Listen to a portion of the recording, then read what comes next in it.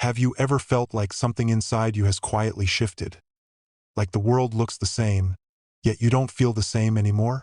Maybe old beliefs no longer fit, emotions feel deeper, or questions about life suddenly seem unavoidable.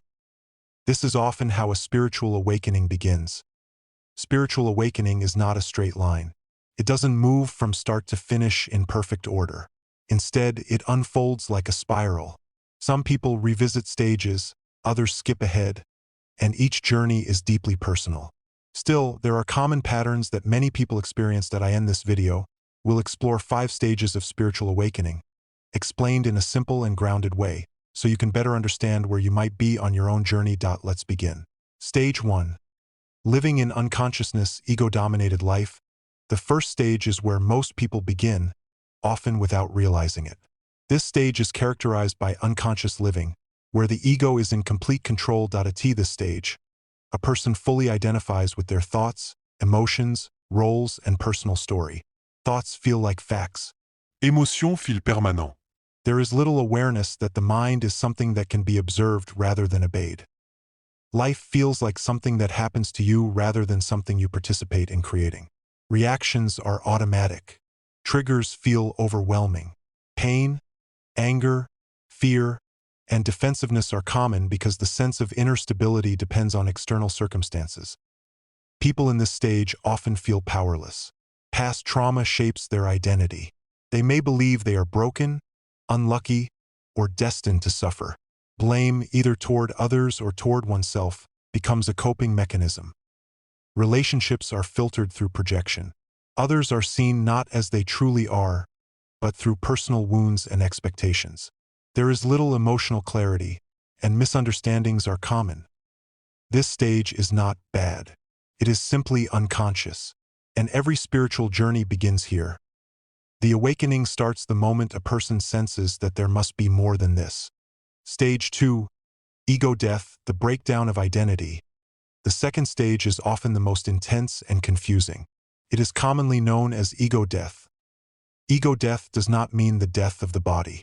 It means the collapse of the false identity, the story you have been telling yourself about who you are. During this stage, old beliefs begin to fall apart. Labels such as age, gender, culture, religion, success, and failure suddenly feel unstable. The ideas you once relied on to define yourself no longer provide comfort. This stage often feels like emptiness, confusion, detachment, sometimes even fear or grief. Many people describe it as losing themselves. But what is actually happening is separation. For the first time, you begin to notice that you are not your thoughts. You are not your emotions. You are not your past. A quiet observer emerges, the part of you that watches rather than reacts.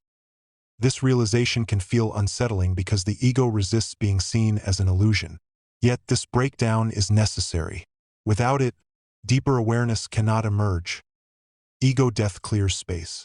And in that space, something new begins to grow. Stage 3.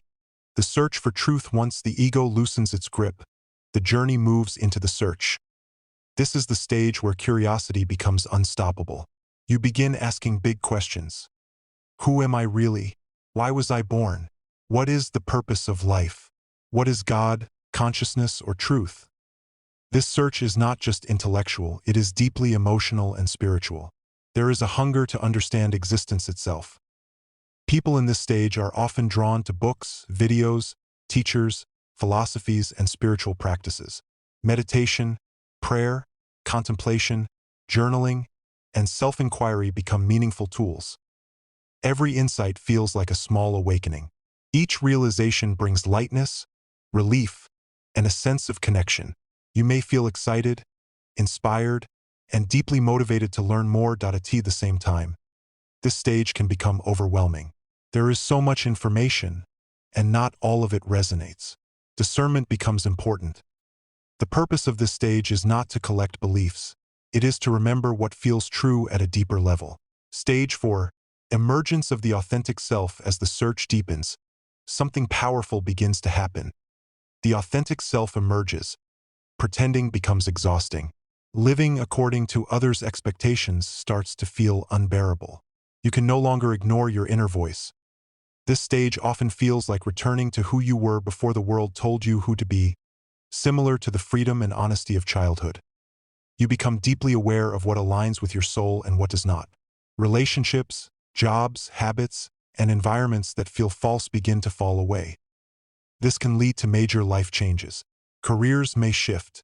Relationships may end or transform. Living situations may change.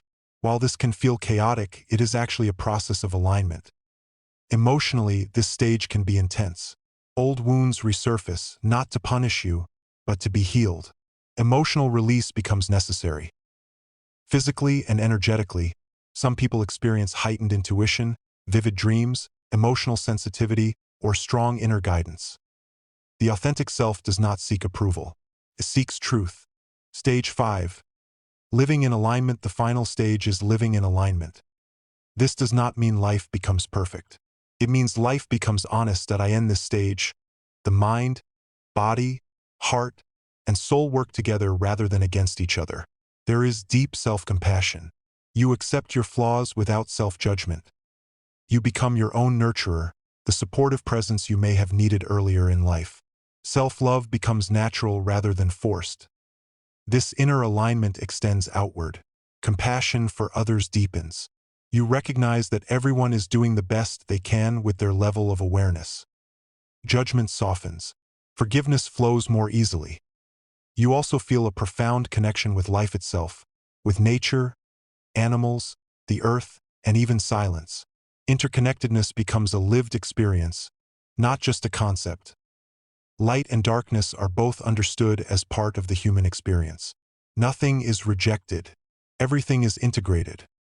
This is not the end of the journey, but it is a place of peace within the journey.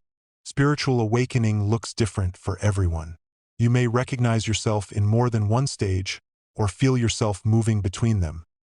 There is no rush, no finish line, only awareness unfolding in its own time. If this video resonated with you, feel free to share your experiences in the comments and pass it along to someone who may need it. Thank you for being here. Until next time.